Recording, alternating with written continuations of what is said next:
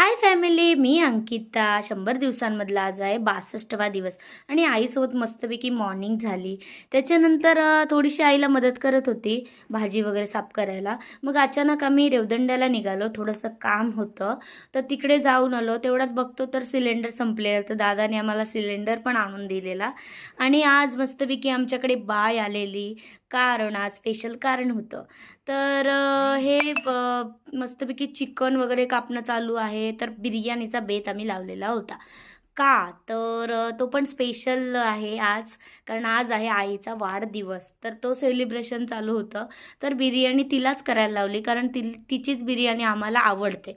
म्हणून बाकी सगळी आम्ही मदत केली आणि मस्तपैकी भारी बिर्याणी सेटअप करून ठेवलेले. त्याच्यानंतर बड्डेचा तयारी चालू झाली आणि आमच्या शिवन्या जाम गोड मस्तपैकी हसत होती. त्याच्यानंतर वहिनींनी आरती केली, मग आमच्या काकीनी म्हणजे आयांनी आरती केली, मग काकू होती तिने आरती केली, पप्पा बाजूला बसलेले सगळे हॅपी बड्डे. मग केक कापायचा टाईम झाला. मस्तपैकी सगळ्यांनी आम्ही केक खाल्ला पण, कापला पण आणि हे आमचे छोटू मोठू मस्तपैकी व्हिडिओ कॉलवर हॅपी बड्डे करत होते.